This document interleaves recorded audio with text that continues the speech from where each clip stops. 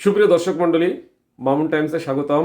আমরা সকলে অবগত আছি, ইতিমধ্যে রাষ্ট্রপতি নতুন নির্বাচন কমিশনারদের অনুমোদন দিয়েছেন। এই 5 জন নির্বাচন কমিশনার আগামীকাল দুপুর 1টায় প্রধান বিচারপতির অধীনে শপথ গ্রহণ করবেন। এটা হতে যাচ্ছে ত্রয়োদশ সংসদ নির্বাচনের জন্য নির্বাচন কমিশন। প্রধান নির্বাচন কমিশনার এএমএম নাসির উদ্দিন সহ আরও 4 জন নির্বাচন কমিশনার থাকবে। এই 5 জন নিয়োগপ্রাপ্ত কমিশনারগণই আগামী 5 বছর জাতীয় সংসদ থেকে স্থানীয় সংসদ নির্বাচন সব নির্বাচনই তাদের অধীনে হবে।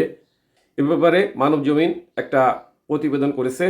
চলুন আগামীকাল রবিবার নবনিযুক্ত প্রধান নির্বাচন কমিশনার এএমএম নাসির উদ্দিন ও অন্যান্য নির্বাচন কমিশনারগণের শপথ অনুষ্ঠিত হবে। সুপ্রিম কোর্টের লাজেস লাউঞ্জে দুপুর 1টা 30 মিনিটে প্রধান বিচারপতি ডক্টর সৈয়দ রেফাত আহমেদ তাদের শপথ পড়াবেন।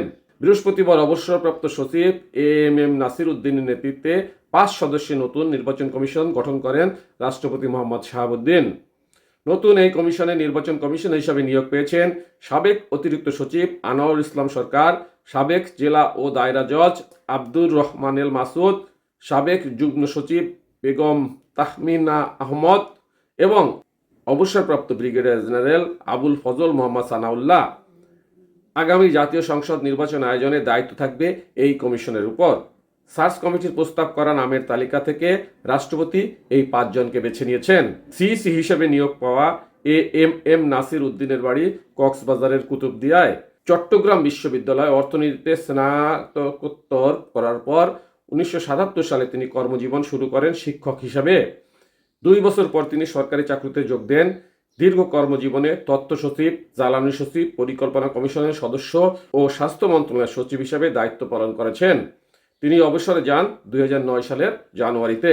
নতুন কমিশনারদের মধ্যে সাবেক অতিরিক্ত সচিব মোহাম্মদ আনোয়ারুল ইসলাম অবসরে যাওয়ার আগে দায়িত্ব পালন করেছেন সরকারের টেকসই ও নবায়নযোগ্য জ্বালানি উন্নয়ন কর্তৃপক্ষের চেয়ারম্যান হিসেবে। 2016 সালে ভারপ্রাপ্ত সচিব পদমর্যাদায় তাকে বাংলাদেশ জ্বালানি ও বিদ্যুৎ গবেষণা কাউন্সিলের চেয়ারম্যান করা হয়। তার আগে জাতীয় গৃহণ কর্তৃপক্ষের পরিচালক হিসেবে তিনি দায়িত্ব পালন করেন। সাবেক যুগ্ম সচিব বেগম তাহমিনা আহমেদ 2018 সালের 3রা জানুয়ারি বিমান পরিবহন ও পর্যটন মন্ত্রণালয়ের যুগ্ম সচিব হিসাবে দায়িত্ব পান। ওই বছরই তিনি প্রথমে বস্ত্র ও পাট মন্ত্রণালয়ের যুগ্ম সচিব এবং পরে পাট অধিদপ্তরের পরিচালক হন। অবসরপ্রাপ্ত ব্রিগেডিয়ার জেনারেল আবুল ফজল মোহাম্মদ সানাউল্লাহ পাকিস্তানের ইসলামাবাদে বাংলাদেশ হাই কমিশনের প্রতিরক্ষা উপদেষ্টা ছিলেন। বিগত সরকার 2020 সালে তাকে মিনিস্টার পদের কূটনৈতিক পদমর্যাদায় এ পদে নিয়োগ দেন। 18তম বিএমএ লং কোর্সের এই সেনা কর্মকর্তা 35 বছর মিলিটারি সার্ভিসে ছিলেন। সাথে থাকার জন্য ধন্যবাদ। আসসালামু আলাইকুম।